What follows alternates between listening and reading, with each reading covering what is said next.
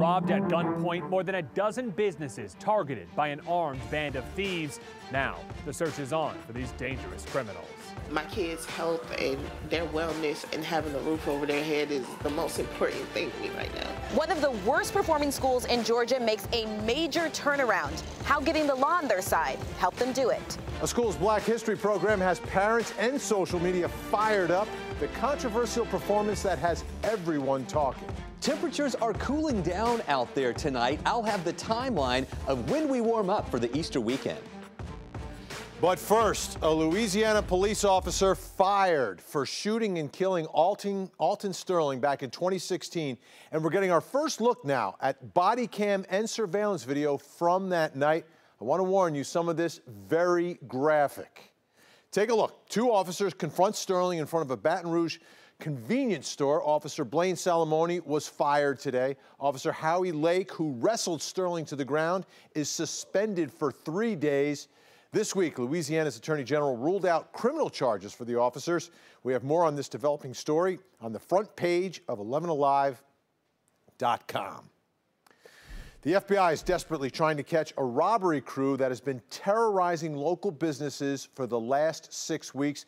Take a look at this map. 18 different businesses have been robbed by the same two men, including a SunTrust bank just yesterday afternoon. Thankfully, no one has been hurt, but their tactics are downright dangerous. Ryan Kruger joins us live from Tucker. Ryan, you're near one of the banks that was robbed by these suspects.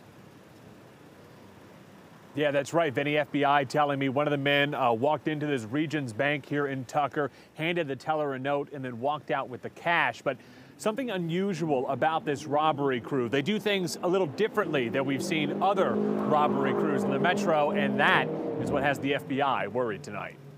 This man in the sunglasses isn't cashing a check. The FBI says he's handing a teller a note to give him all of her money.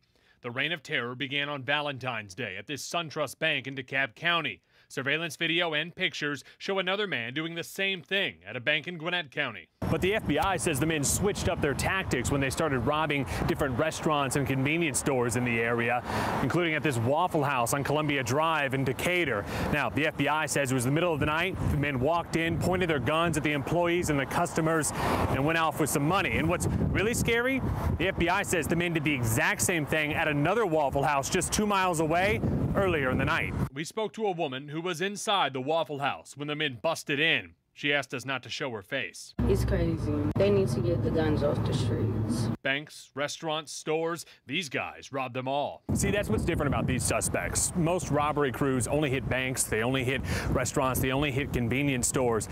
But these guys appear to do all three. They've hit restaurants, they've hit banks, and even convenience stores. Like this Dollar General, they hit this store on Tuesday, pointed a gun at employees. And now the race is on to catch these men before they strike again.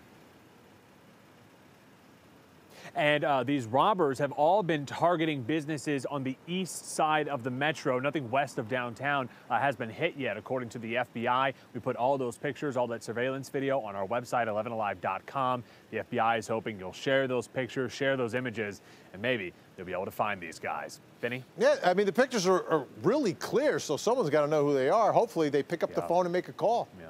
Thanks so much, Ryan. I'm Natisha Lance with your speed feed. A mother of 5 dead tonight, shot in her own driveway, and the killer is still on the loose. Police say 35-year-old Sharika Bowman was inside her car when she was shot outside her Stone Mountain home. Bowman's teenage son was at home when all of this happened, and police have not released details on a motive or a suspect yet.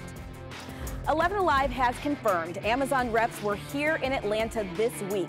Atlanta is one of 20 cities trying to lure the company's second headquarters. 8 areas around town were initially being considered, including Fort McPherson and the Gulch, which is near CNN Center. But our sources are telling us they skipped at least 2 of them, Doraville and Stonecrest, on this visit, raising some speculation Amazon is focusing more on downtown. MARTA making big moves thanks to a new bill just approved at the State House. MARTA will merge into a regional transit system that will now be called the ATL.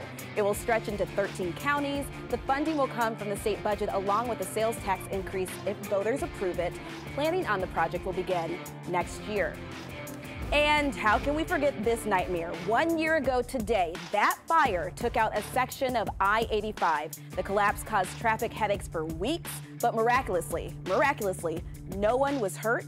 GDOT crews worked around the clock to get the interstate back open, and with millions of dollars in incentives on the line, they managed to get the road back open ahead of schedule. You know, Natisha, every time I think of this one, I don't know which was more unbelievable here. The bridge fire and collapse, or how quickly they fixed it all? I think it's all of it. Just put it all together. It's all of it. Good stuff. Thanks so much, Natisha.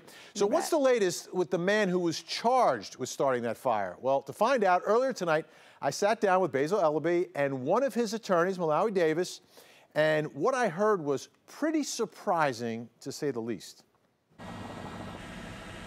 The 1 year anniversary today, right? 1 year. 1 year ago today? Yes, sir. Where were you 1 year ago today? Man, I wasn't where I'm at now. Better place? Much better place, sir.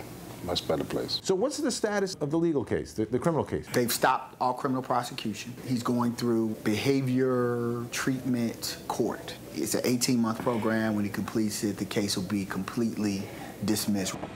People are still going to be thinking that, oh, that was the guy that set the fire that collapsed I-85. You know what? I just have to let them think that. But what I'm going to think, and what is true, is that what I said, I'm innocent. I had nothing to do with burning down that bridge. Could this be the most ironic of all situations, that you're actually better off because of that fire? I can't believe it, but it's true.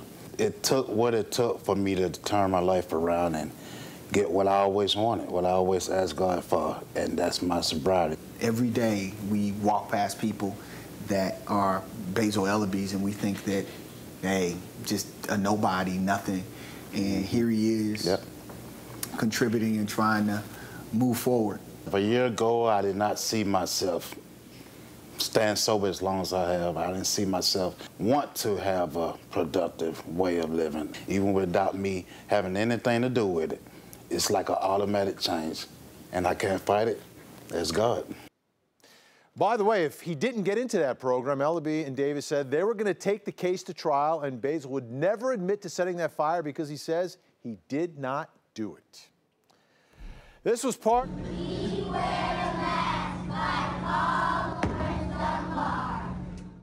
This was part of the Black History program at the Kindesy Charter School in the Old Fourth Ward neighborhood. A parent at the school shared this short part of the program. Second grade students are reciting Paul Laurence Dunbar's poem, We Wear the Mask, while holding masks of black faces with big, exaggerated, bright red lips and white eyes. This clip sparked outrage with hundreds of comments on social media, many asking questions like, how in 2018 something like this could happen? Meanwhile, the school, Kindesy Old Fourth Ward, released a statement in reaction to the outrage on their Facebook page. The school apologizes and says they used poor judgment. Natisha Lance has been following this story, and Natisha, it's hard to believe that we're talking about this, that there wasn't some sort of filter that would have blocked this program from ever happening. Yeah, it is hard to believe, but I think it's worth us taking the time to look at why this is so offensive. And just to be blunt about it, it's racist. So we need to go back a little bit to explain to everybody why. The blackface can be traced back to the minstrel shows in the mid to late 19th century, where white actors would paint their faces black and their lips red to portray black characters. It was a caricature of reality. They had a dehumanizing quality that played into stereotypes. So now the school says that they are investigating this, and they are going to give teachers a cultural competency course. Excuse me. Yeah, I mean, I hope this is part of some sort of bigger conversation. Right, that is the hope, and that the kids can learn from it, the teachers can learn from it, and the parents can learn from it, and hopefully we'll see some changes and less of things like this. But the intentions probably were, I mean, I know the intentions were good, but it's just the execution that was lacking. Exactly. All right, thanks, a little more Natisha. thought behind it. Yep. The lead detective takes a stand and is attacked by his own prosecutor. The latest from the Tex MacGyver murder trial. The highest pollen count so far this year of the season at almost 3,000. And while we are celebrating nice weather for the weekend, that's conducive for this number going up even more. Actually, it's pronounced Miliwake, which is Algonquin for the good land. I was not aware of that. From Wayne's World to Andrew Lloyd Webber, rock legend Alice Cooper talks about his new gig on NBC. Hey guys, Paul Rudd is here tonight. Plus, we have Laurie Metcalf, music from Alice Merton, and thank you notes. It's a great show. Stay tuned.